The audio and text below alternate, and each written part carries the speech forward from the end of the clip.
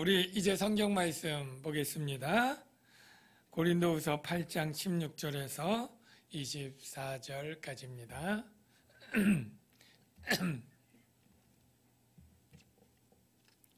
고린도후서 8장 16절에서 24절 말씀까지 교독하겠습니다. 제가 먼저 읽겠습니다.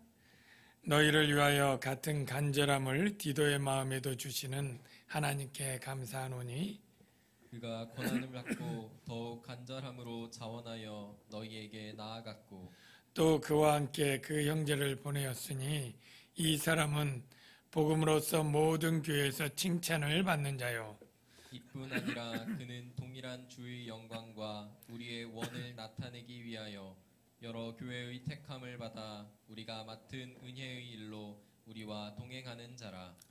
이것을 조심함은 우리가 맡은 이 거액의 연보에 대하여 아무도 우리를 비방하지 못하게 하려 함이니 이는 우리가 주 앞에서뿐 아니라 사람 앞에서도 선한 일에 조심하려 함이라. 또 그들과 함께 우리의 한 형제를 보내었노니 우리는 그가 여러 가지 일에 간절한 것을 여러 번 확인하였거니와 이제 그가 너희를 크게 믿음으로 더욱 간절하니라. 디도로 말하면 나의 동료요 너희를 위한 나의 동역자요 우리의 형제들로 말하면 여러 교회의 사자들이요 그리스도의 영광이니라. 다 같이요. 그러므로 너희는 여러 교회 앞에서 너희의 사랑과 너희에 대한 우리의 자랑의 증거를 그들에게 보이라. 아멘. 자, 우리 오래간만에 만났는데 저기 한번 주위에 보면서 눈인사라도 우리 잠깐 사랑합니다. 네, 반갑습니다. 네. 사도 바울이 지금 마게도냐 지역에서 고린도 교회에게 고린도 후서 편지를 쓰고 있습니다. 고린도 교회는 참 사도 바울의 대적하는 일에 동참하고 참 다른 복음을 믿고 이렇게 참 사도 바울의 마음을 아프게 했던 교회였고, 그래서 사도 바울이 디도를 통해서 눈물의 편지를 간절히 보내게 되었는데, 다행히 이 디도가 그 편지를 갖고 권면하자 많은 사람들이 회개해서 다시 바른 복음을 믿게 되고 바울을 사도로 인정하는 회개가 일어났다는 그러한 소식을 갖고 바울을 다시 만나게 됩니다. 마게도냐에서 디도를 만나서 그런 소식에 참 기쁘고 고무된 이 바울은 고린도 후서를 쓰면서 헌금에 관한 이야기를 8장부터 합니다. 너희들이 정말 나를 사도로 인정하고 복음을 제대로 믿고 했다면 그 사랑의 진실함을 보이기 위해서 너희가 전에 시작은 했지만 중단되었던 그 헌금, 예루살렘 교회 가난한 이들을 구제하는 그 헌금이 지금 지지부진 잘 안 되고 중단되었는데 그것을 성취하여 완성하고 이 마게도냐 교회들이 극심한 가난 가운데도 넘치는 그러한 연보를 한 것처럼 너희도 좀 풍성하게 그렇게 헌금을 해라 라고 하는 내용을 이제 고린도 후서에 담아 디도에게 보내는 것입니다. 그런데 이 편지를 가지고 디도를 보낼 때 디도만 보내지 않고 디도 외에 2명의 형제들을 같이 보낸다라는 얘기를 오늘 본문에서 하는 거예요. 그러면 왜 디도와 이 2명의 형제를 보낸다는 얘기를 굳이 이렇게 지면을 할애해서 쓰느냐 하면 목적이 있습니다. 지금 고린도 교회는 사도 바울을 대적하는 자들이 사도 바울을 비난하는데 저가 재물의 욕심이 있어서 선교한다. 예. 저가 고린도 교회에서 생활비를 받지 않은 것도 다 꿍꿍이 속에 있는 것이다. 이렇게 이방인 교회를 다니면서 거액의 헌금을 모아서 예루살렘 교회에 전달한다고 하지 않고 자기 주머니에 자기의 이득을 채우려는 것인지 우리가 어찌 알겠느냐. 저는 속이는 자요 탈취하는 자일 것이다 라는 그러한 이야기들이 있었습니다. 그래서 사도 바울은 이 헌금을 관장하는 일을 자신이 하지 않고 위임자를 세워서 디도, 나의 동료요 동역자인 그 디도를 세워서 보내고, 디도 혼자만 보내도 혼자 무슨 일을 하면 또 안 되잖아요. 그래서 사람 2명을 보태서 같이 동행하도록 합니다. 근데 그 2명의 사람도 좀 이따 설명하지만 굉장히 신뢰받을 만한 사람으로, 교회가 선출한 사람으로 그렇게 해서 보낸다 하는 이야기가 오늘 본문의 중요한 이야기고, 그래서 너희들이 헌금에 대해서 어떤 의혹이나 의심을 갖지 말고, 내가 드린 헌금이 예루살렘 구제헌금으로 잘 전달되지 못하면 어떡하지? 라고 하는 우려는 하지 말고, 이렇게 진실되고 정직하게 일을 진행하니까 풍성하게 헌금을 해라 하는 그러한 내용이 되는 거예요. 그 내용 가운데 우리가 또 영적으로 교훈하는 하나님이 주신 귀한 메시지 몇 가지를 살피고 적응하려고 합니다. 그래서 바로 디도를 먼저 보낸다는 이야기를 16절, 17절에 하는데요. 한번 말씀을 보십시다. 너희를 위하여 같은 간절함을 디도의 마음에도 주시는 하나님께 감사하노니 그가 고난을 받고 더욱 간절함으로 자원하여 너희에게 나아갔고 라고 말해요. 먼저 너희를 위하여 같은 간절함. 같은 간절함? 누구와 누가 같다는 거예요? 바로 사도 바울 선교팀과 디도의 마음이 동일하게 같은 간절함이 있다는 거예요. 그러면 뭐에 대한 간절함일까요? 바로 고린도 교회에 대한 간절함이에요. 고린도 교회가 어떻게 되기를 간절히 바라냐면, 고린도 교회가 지금 회개했잖아요. 근데 회개에 합당한 열매는 바로 긍휼과 사랑으로 나타나야 돼요. 근데 예루살렘 교회 가난한 성도들을 긍휼히 여겨서 시작했던 이 헌금이 중단되고 지지부진하잖아요.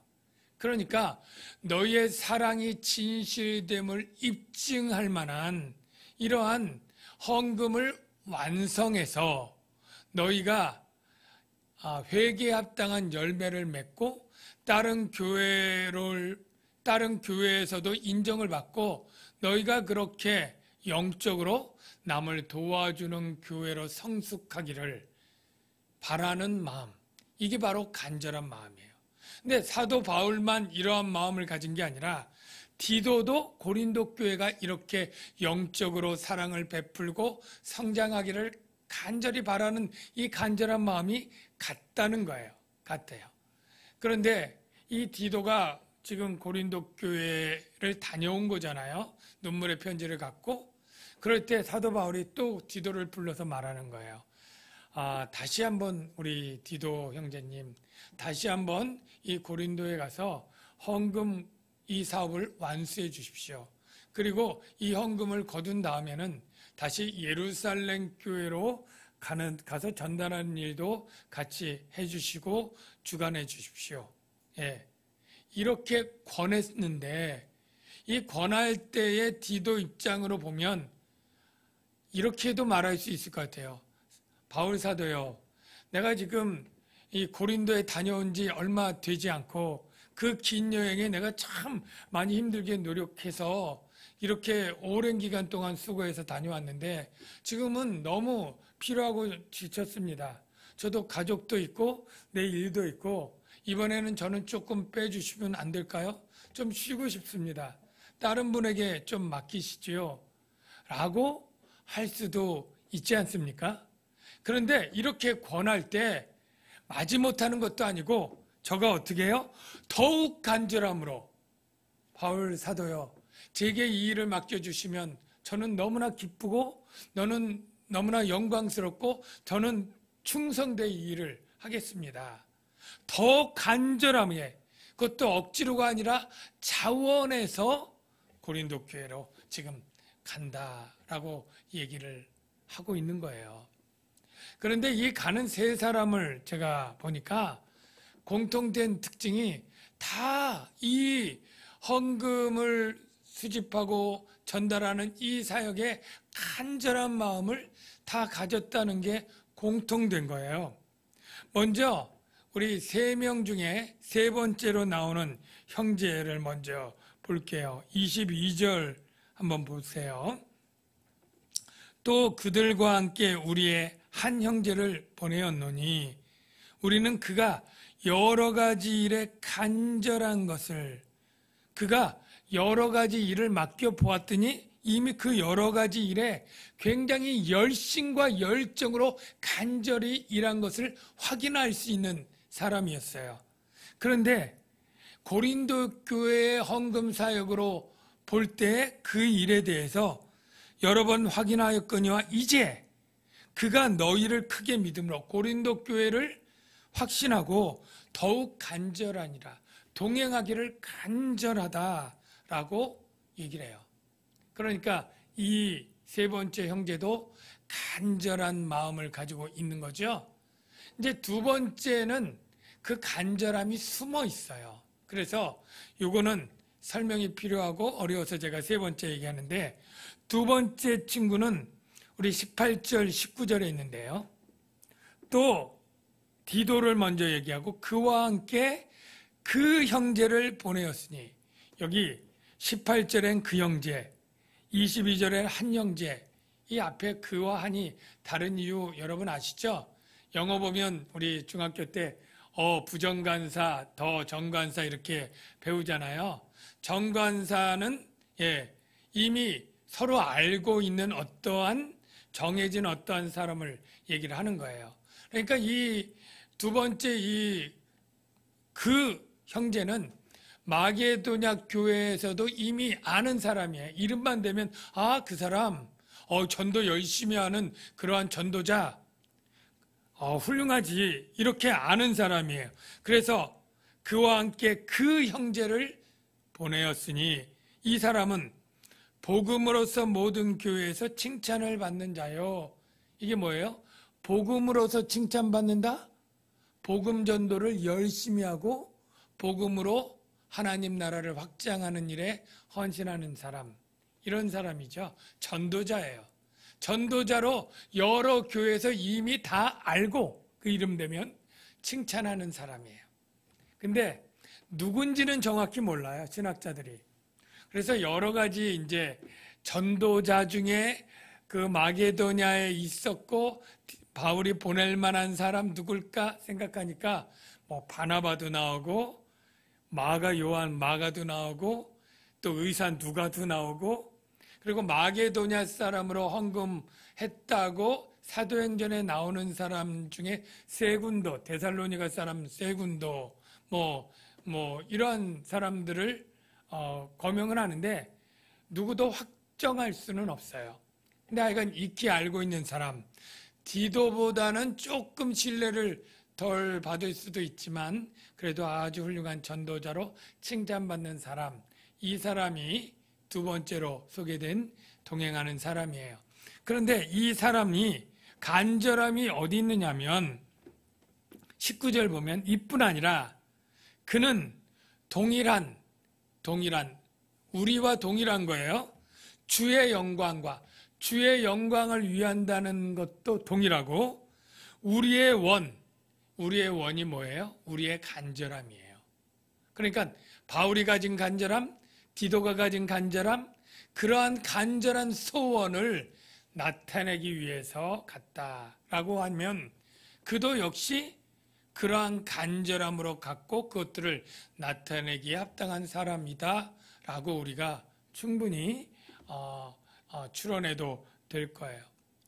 그래서 결론적으로 요약하면 사도 바울도 참 간절함이 있었고 고린도 교회의 유익을 도모하기 위한, 그리고 예루살렘 교회의 가난한 자를 돕기 위한 간절함, 이것이 있었고 디도도 있었고 이 두 형제도 있었다라는 거예요.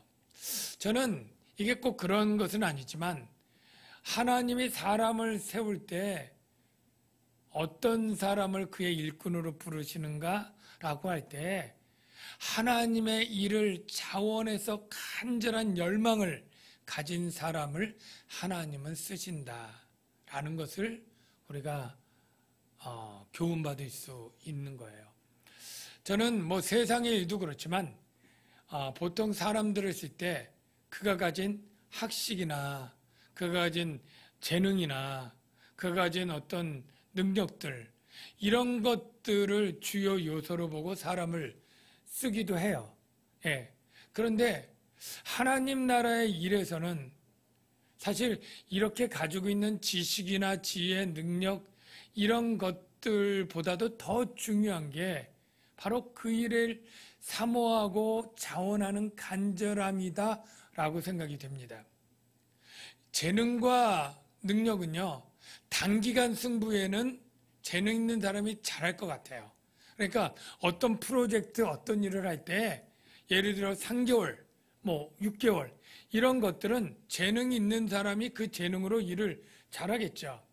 그런데 이 3개월, 6개월이 아니라 1년, 2년, 3년, 5년 그리고 그 난이도가 굉장히 어렵거나 많은 희생과 고난을 감수해 나가면서 해야 되는 어려운 일은 이거는 재능과 능력이 아니고 그것을 얼마나 하기를 원하는 간절한 열망이 있는 사람이 그것을 끝까지 충성되고 완수할 수 있는 거예요. 그런데 이 헌금을 지금 모집하고 전달하는 게 쉬운 일일까요? 어려운 일일까요? 짧은 일일까요? 오래 걸리는 일일까요? 생각해 봅시다. 지금 마게도냐에서 고린도까지 보내죠. 그 거는 거리가 꽤 됩니다. 대륙을 뭐 차 타고 가는 것도 아니고요. 그 가서 그리고 거기서 헌금 사역을 마저 하고 헌금을 다 모으잖아요. 그 다음에 어떻게 해야 돼요? 다시 예루살렘으로 갖다 줘야 돼요. 근데 사도행전에 보니까 배 타고도 못 가고요. 위험해서 아시아까지 육로로 해가지고 삥 아가야로 올라가서 아시아를 대륙을 횡단해가지고 그리고 예루살렘까지 갑니다. 그리고 전달을 했어요. 전달하면 또 어떻게 마게도냐로 또 와야죠. 돌아오는 그 나머지 일행들의 일정은 바울은 붙잡혔고 모르지만 하여간 그렇게 돌아오는데 얼마나 걸릴까요? 이 헌금을 보낸 이 고린도 후서를 쓸 때하고 예루살렘 교회에 헌금 전달한 게 2년 걸립니다. 그리고 돌아오는 기간은 빼고 예루살렘에 헌금 전달한 게 2년 걸렸으니 돌아오는 이 사람은 뭐 한 2, 3년 걸렸겠죠. 그러면 이 사람들이 생업이 있다면 생업을 그만해야 될 거고 가족이 있다면 가족 뭐 아내든 뭐 자식이든 아니면 뭐 결혼 안 했다면 부모님도 있고 할 거 형제도 있을 거 아니에요. 몇 년 동안은 생이별이죠. 보지도 못하고요. 그러니까 그 인생 가운데 2, 3년은 자기의 개인적인 어떠한 목적과 계획을 성취하지 못하고 오직 이 헌금을 전달함으로 고린도 교회를 영적으로 세우고 예루살렘 교회의 가난한 이들을 구제하는 이 사랑의 일에 그 생애의 몇 년을 붓는 거예요. 자, 이게 지혜와 지식과 능력으로 할 일이에요? 아니면 열정으로 감사하며 해야 될 일일까요? 후자 아닙니까? 그래서 하나님의 일들은 때로는 이 세상의 이익과 영광을 위한 일이 아니고 그냥 내 자신을 희생하거나 손해를 감수하거나 헌신하면서 하는 일들이잖아요. 예수님을 본받아 십자가를 지고 가는 그러한 험한 그러한 여정들이 신앙의 길이잖아요. 그럴 때 그런 일들은 어떤 사람이 할 수 있느냐? 재능과 능력, 지혜가 많은 사람보다 그 일을 하기를 간절한 열망하고 소원하는 사람. 저와 여러분들이 그런 마음으로 주의 일을 감당하는 분들이 다 되시길 주의 이름으로 축원합니다. 그런데 여기 또 하나 재밌는 건 그렇게 간절함을 가진 디도에게 참 디도랑 그 형제에 그렇게 간절한 마음을 가지니 얼마나 고맙고 얼마나 자랑스럽고 얼마나 칭찬할 만하고 감사한지 모르겠다. 이렇게 사람들에게 감사한 게 아니에요. 바울이. 우리가 16절 보십시오. 누구에게 감사합니까? 너희를 위하여 같은 간절함을 디도의 마음에도 주시는 누구요? 하나님께 감사하노니. 처음에는 그래도 디도가 이렇게 열심히 하고 그 사람들이 열심히 한 것 같은데 왜 사람에겐 아무 칭찬도 안 하고 하나님께만 감사하나 이런 생각이 좀 들기도 했어요. 근데 생각해 보니까 사실 하나님께서는 우리의 모든 만사를 주관하고 사람도 주관하고 사람의 마음도 주관하시는 분이 하나님이에요. 여러분, 믿음, 우리 중요한 믿음, 우리가 마음으로 믿어 의에 이르고 이 마음으로 믿어야 되잖아요. 이 믿음이 전적으로 내 의지와 결단과 종합적으로 내가 믿은 거라고 성경이 가르쳐 주나요? 아니에요. 내가 뭐 생각해서 이제 믿어야지, 이제 믿어지네, 그래가지고 믿는 게 아닙니다. 이 믿음도 하나님이 우리를 감동해서 믿게 해주는 거예요. 사실 전적으로 더 신학적으로 따지면 성령이 우리를 중생해야만 영적 소경에서 볼 수 있는 눈이 열리고, 이 세상의 신이 우리의 마음을 정말로 혼탁하게 하고 혼미케 하였지만 바로 복음의 이 영광의 광채를 비추는 하나님의 역사로 우리가 그 광채로 예수님이 그리스도인 것을 알고 믿고 구원받는 것이거든요. 그러니까 우리의 마음이 어떻게 믿는다고 하는 아주 선하고 좋은 결정을 해도 그 마음을 갖게 해준 분은 누구예요? 하나님. 제가 성경에도 그렇게 하나님이 감동했다는 예들이 많은데 두 구절 한번 확인해 볼게요. 먼저 에스라 말씀 한번 보면 이런 말씀이 있죠. 바사왕 고레스 원년에 여호와께서 에레미야 입을 통하여 하신 말씀을 이루게 하시려고 바사왕 고레스의 마음을 어떻게 해요? 감동시킨다. 이방인이지만 이방인도 감동시켜요. 그 다음에 느헤미야, 내 하나님이 내 마음을 감동하사 하나님의 백성이든 이방인이든 하나님이 감동시키는 거예요. 그러니까 디도의 마음도 이렇게 간절하고 하도록 감동하사 간절함을 받는 거죠. 그런데 디도도 잘한 건 있어요. 왜냐하면 우리 인간은 자유의지가 있잖아요. 그러니까 성령이 우리에게 마음을 주고 간절한 마음을 주어도 거절할 수 있는 그러한 자유의지가 있어요. 예수 믿어도 성령의 소욕이 있고 육체의 소욕이 있잖아요. 둘이 싸우잖아요. 그럴 때 내가 육체의 소욕을 물리치고 성령의 감동을 따르는 것 참 잘한 거예요. 그러나 그렇게 내가 성령의 감동으로 선한 마음을 가지고 선한 계획을 세우고 선한 일을 해서 열매를 거두었다 해도 내가 잘한 것 이전에 죄송합니다. 이 3부까지 조금 찬양 소리 이렇게 계속하니까 3부 때는 조금 목이 더 약간 상하는 경향이 있는 것 좀 이해해 주시기 바랍니다. 이게 다 하나님이 주신 마음이기 때문에 하나님께 겸손히 감사를 드려야 되는 것 우리가 잊지 말아야 될 줄로 믿습니다. 저와 여러분이 아님 누군가가 혹 선한 뜻으로 좋은 일을 잘했어도 그도 칭찬하지만 그러나 먼저는 나의 나된 것은 내가 아니요 하나님의 은혜로다.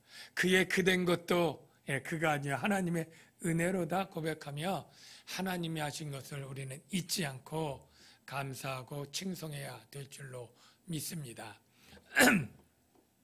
두 번째로 제가 드리고 싶은 것은 선한 일도 사랑하는 일도 조심해야 된다라는 것을 깨닫습니다. 사도 바울이 이 형제들을 보낸 이유가 무엇인가요? 이 형제들이 사도 바울이 지명해서 부른 사람이 아니라는 게 중요한 대목이에요. 사도 바울을 의심하고 있는데 디도 동역자 괜찮아요.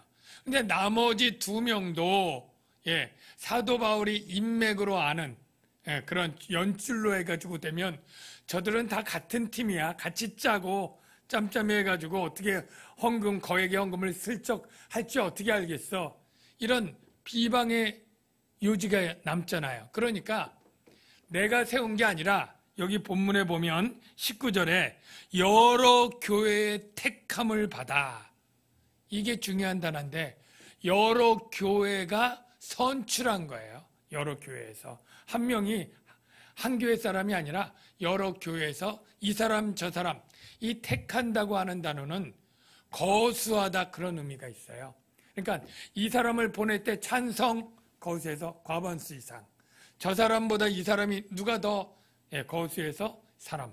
이렇게 과반수인지 아니면 여러 사람 중에 뽑았는지 손들어 투표하고 정한 공식적인 사절로 임명받은 사람, 그 사람으로 2명을 해서 뭐예요? 어떤 오해의 소지, 의심의 소지를 완전히 없애는 것에 조심했다는 거예요.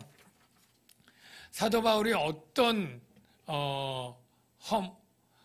모함과 악의에 찬 비난을 받았었는지를 알 수 있는 대목이 고린도서 12장 16절 이하에 잠깐 소개되어 있는 것을 확인해 보겠습니다. 하여간 어떤 이의 말이 고린도 교회 어떤 사람이냐요? 내가 너희에게 교활한 자가 되어 사도 바울은 교활한 자야 라는 비난을 받고 너희를 속임수로 취하였다. 여러 가지 속임수로 우리 것을 빼앗았다. 이렇게 말이 도니까 나는 조심한다. 그래서 20절 21절을 보십시오. 이것을 조심함에 이것은 위에 19절의 은혜의 일입니다. 은혜의 일. 여기 은혜의 일은 뭘 뜻하는지 여러분 아시죠? 은혜의 일은 고린도 교회 헌금을 수집하고 예루살렘 교회에 가난한 이들의 구제 헌금을 전달하는 일, 요 일이 은혜의 일이에요.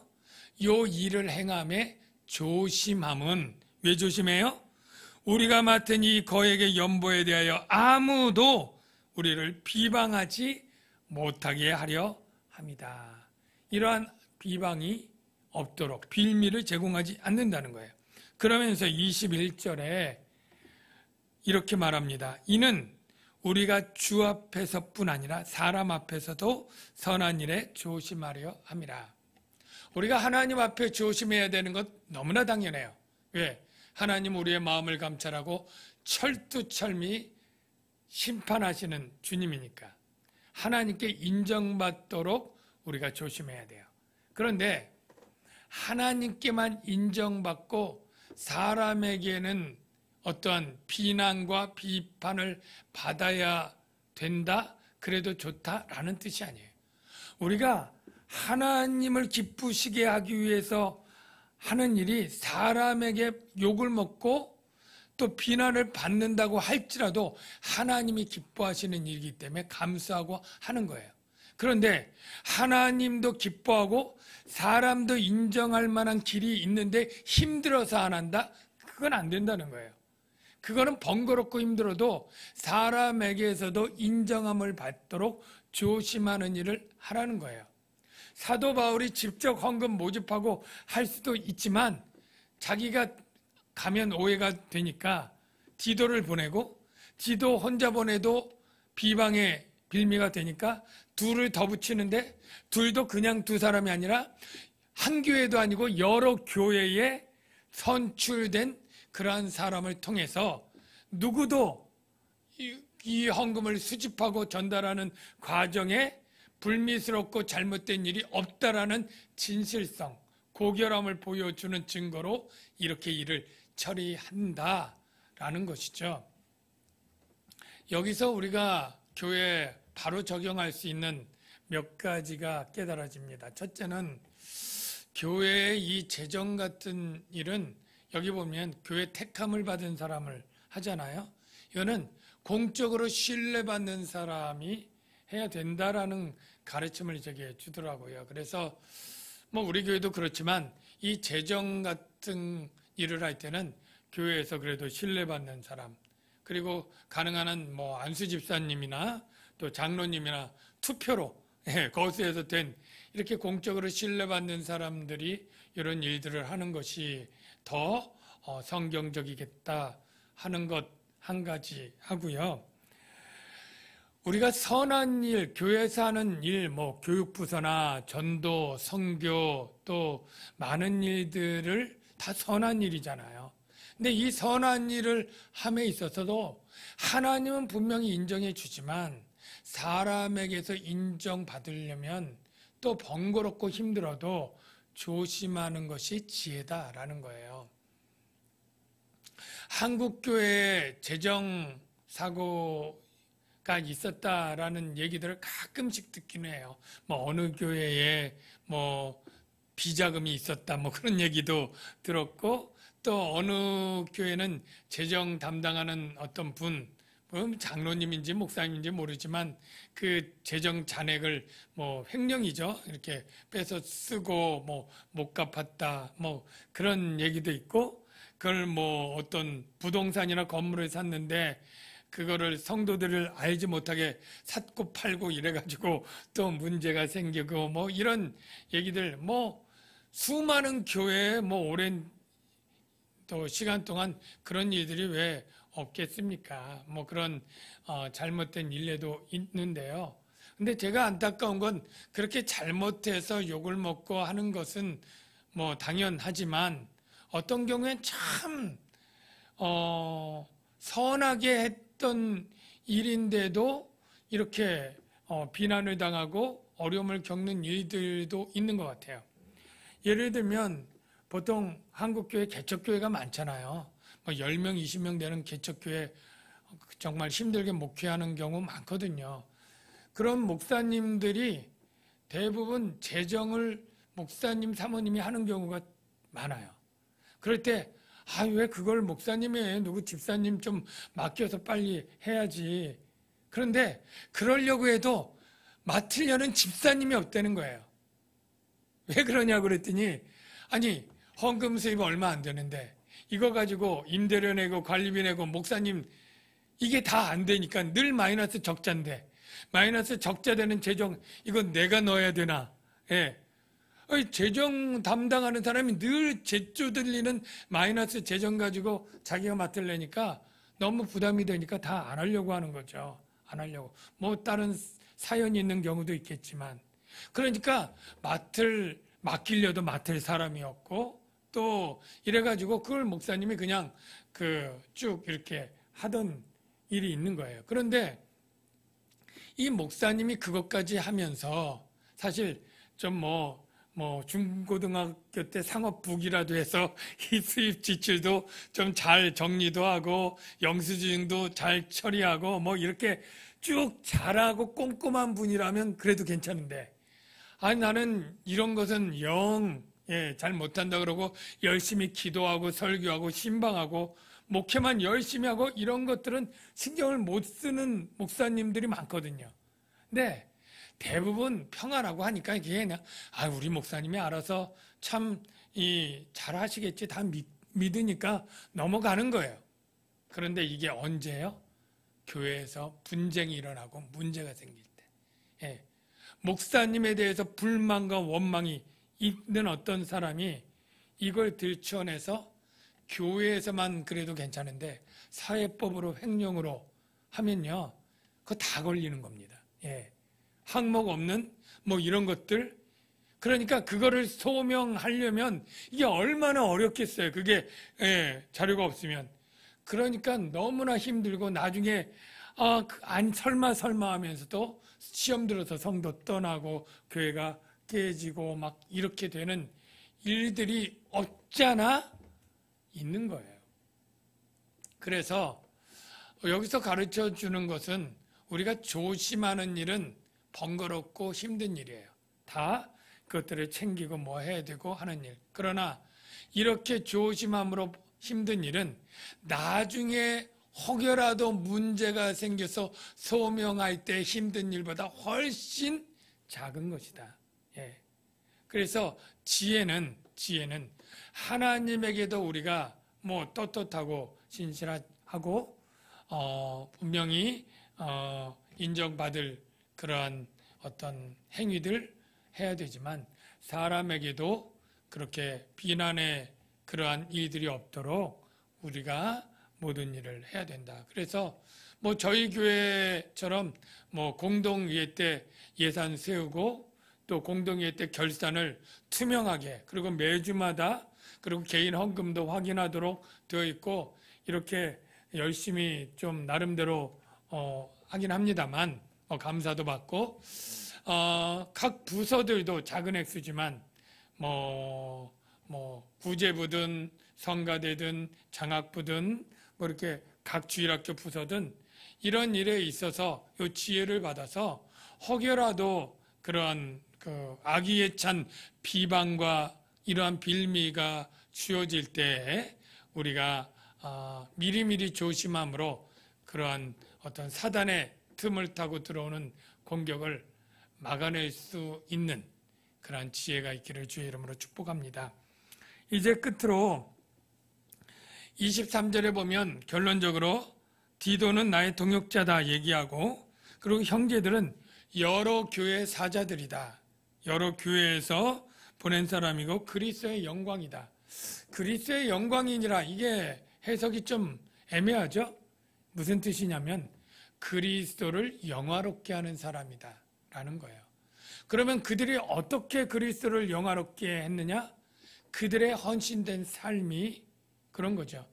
그들이 교회를 사랑하기 위해서 고린도 교회를 세우는 사랑, 예루살렘 교회를 긍휼을 베푸는 사랑을 위해서 적어도 2, 3년을 자기의 삶을 희생하고 헌신하는 그 삶이 바로 사랑의 삶이요. 하나님을, 주님을 영화롭게 하는 삶이다. 영화롭게 하는 사람들이다. 라고 얘기를 하면서 이제 그들에게 이제 마음 놓고 헌금을 해라. 예.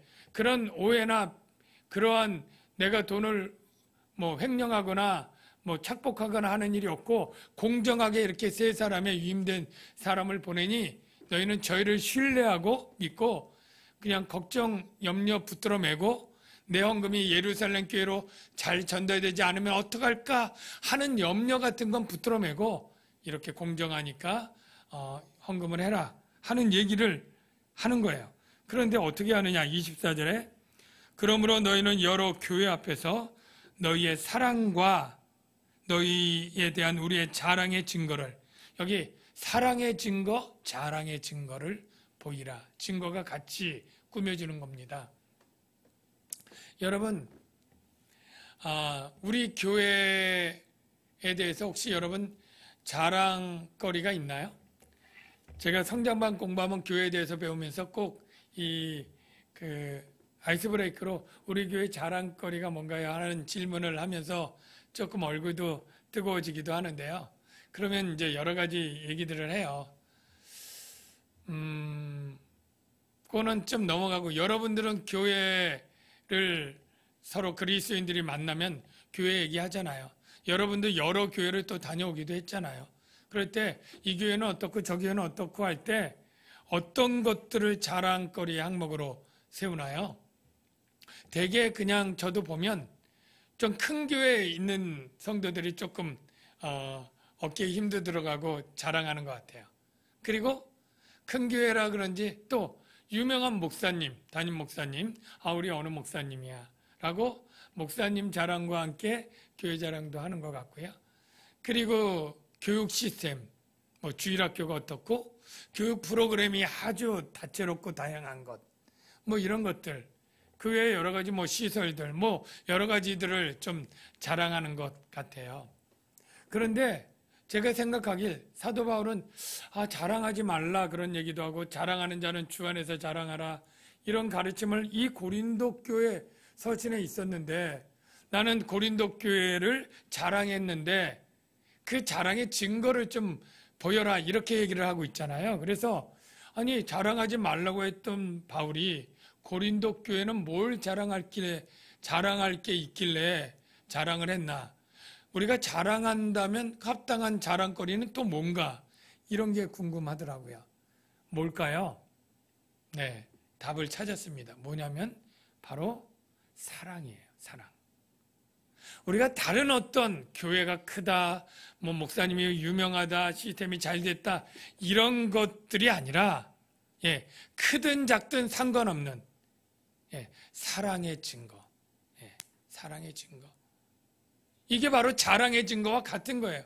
내가 고린도 교회를 자랑했다면 뭐예요? 고린도 교회에 사랑이 많은 거예요. 그래서 이 예루살렘 교회에 이 없어도 참 이 헌금을 잘 이렇게 먼저 마음의 소원도 품고 시작도 먼저 한 이 사랑이 많은 교회야 라고 했던 자랑의 내용이 뭐냐면 사랑이에요. 사랑. 여러분 요한복음 15장에 보면 포도나무와 가지의 비유 가운데 거기에도 이런 내용이 나요. 너희가 열매를 많이 맺으면 내 아버지께 영광을 받으실 것이요 라는 내용이 나오는데 열매를 많이 맺어서 영광을 돌릴 때 열매가 뭘까라고 하면 그 앞뒤 문맥을 보면 바로 서로 사랑하라고 하는 계명을 잘 지키면 너희가 내 안에 있고 내 안에 있으면 열매를 맺을 것이요 그 열매가 영광. 그러니까 결국엔 사랑이거든요. 사랑. 그래서 저는 우리가 교회가 어느 교회가 좋다라고 하면 만약에 꼭 뭐 비교할 건 아니지만 정말 그래도 성경적으로 어떤 교회가 좋은 교회라고 말할 때 사랑의 증거, 즉 증거로 입증할 만한 사랑이 실천되는 풍성한 교회가 좋은 교회라고 말하면 성경적일 것이다 라는 생각이 들어요. 그래서 저는 우리 남양주강영교회가 우리 성도들이 우리 교회가 참 자랑스러워 하는 그러한 성도들이 다 될 수 있기를 바라고 축복하고요. 그때 그 자랑거리가 우리 교회는 사랑을 실천하는 교회이기 때문에 참 자랑스러워 하면 좋겠다라는 생각을 합니다. 끝으로 그러면 교회만 해당이 되고 나는 상관이 없냐? 만일 여러분을 다른 집사님이 내가 아는 예수 잘 믿는 집사님이야, 아주 자랑스러운 집사님이야 라고 여러분이 말할 수 있는 분들이 되길 바랍니다. 우리 권사님 정말 내가 자랑스럽게 생각하는 권사님이야, 목사님이야, 장로님이야. 왜? 그가 사랑의 증거들이 있기 때문에. 그가 자신을 희생해서 물질을 내거나 헌신의 삶을 살거나 봉사하는 게 누군가를 사랑하기 위해서 그렇게 사는 삶으로 사랑의 증거가 있는 그리스도인, 사랑의 증거를 가진 교회, 그래서 자랑하기 합당한 그러한 사람, 그러한 교회, 이런 것이 참으로 참 우리가 그런 사람이 되고 그런 교회가 되도록 우리가 나가야 될 줄로 믿습니다. 기도합니다. 하나님 아버지, 정말로 오늘 말씀을 통해서 우리가 정말로 간절한 마음으로 주의 일을 하는 자가 되게 하시고 또 정말로 선한 일에도 조심하는 자가 되게 하시고 또 이 사랑의 증거를 가져서 정말 누군가의 자랑이 되는 교회 또 성도들 되게 하여 주옵소서. 예수님의 이름으로 기도합나이다. 아멘.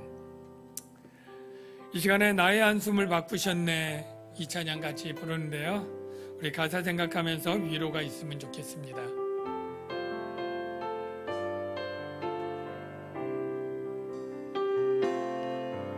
고달픈 삶의 은혜도 무뎌지고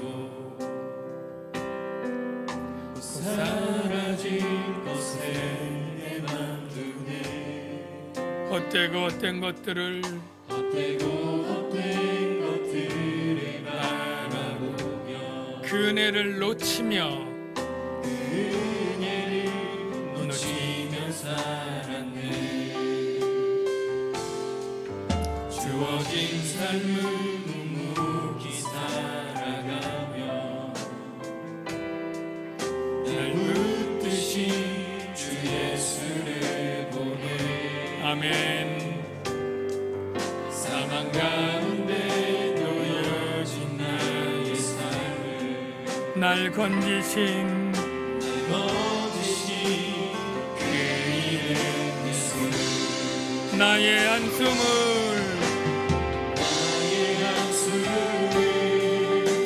바꾸셨네 아멘.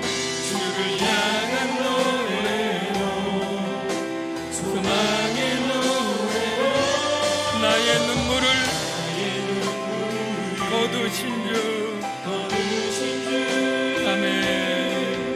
예수 이름 마음에 살게 하소서 나의 한숨을 나의 한숨을 바꾸셨네 주를 향한 노래로 소망의 노래로 나의 눈물이 거두신 주 예수 이름 마음에 살게 하소서. 여러분, 이 가사를 보면요, 이 사람은 참 한숨을 쉬고 눈물을 흘리는 그러한 삶을 살아요. 하나님의 은혜를 놓치며 살았던 것이죠. 그런데 지금 오늘날 한국교회 상황도 비슷하지 않습니까? 코로나로 인해서 참 경제적인 어려움과 참 힘들어하는 성도들도 많고요. 또 교회에 대한 여러 가지 좀 비난들, 욕먹는 일, 또 억울한 일, 이런 일이 너무나 많을 때 참 탄식이 절로 나고 또 화가 나기도 하고 참 속상해 눈물이 나기도 할 거예요. 코로나로 인해서 영적 침체되고 은혜가 점점 멀어지고 놓치어가는 그러한 상황이죠. 이때 오직 소망은 우리가 주님인 줄로 믿습니다. 이 환경을 바꾸실 분, 내 마음을 바꾸실 분, 나에게 은혜로 채우실 분 오직 주님이신 거죠. 이 시간에 우리 주님, 우리를 도와주셔서 우리의 한숨과 눈물을 바꾸어 주시옵소서. 낙담된 내 마음의 소망을 주시옵소서. 한국교회를 새롭게 하시고 우리 교회와 우리 가족과 우리의 마음을 새롭게 하여 주시옵소서. 우리 이러한 제목으로 우리 주여 한번 외치고 기도하겠습니다. 주여, 아버지 하나님, 이 시간에 주님 우리를 불쌍히 여겨 주시옵소서. 여러 가지 코로나로 인해서 아버지 하나님 고통당하는 수많은 이들 가운데 그리스도인들도 많이 있습니다. 아버지 하나님 소상공인 자영업을 하는 사람들도 어렵고 교회도 개척교회들 너무나 어렵습니다. 아버지 하나님, 교회에 대한 근거 없는 욕설과 악의 참 비난들이 너무나 속상해서 눈물이 나고 아버지 하나님 마음이 아프게 됩니다. 하나님, 이러한 환경을 바꾸실 수 있는 분은 오직 우리 주 소망의 주님밖에 없습니다. 하나님, 정말로 한국교회를 새롭게 하시고 아버지 하나님, 이 사회에 공의와 정의가 실현되게 하여 주시고 아버지 하나님, 정말 그리스도인들이 주여 소망 가운데 승리하고 아버지 하나님 일어날 수 있도록 주님 도와 주시옵소서. 아버지 하나님, 긍휼히 여겨 주시옵소서.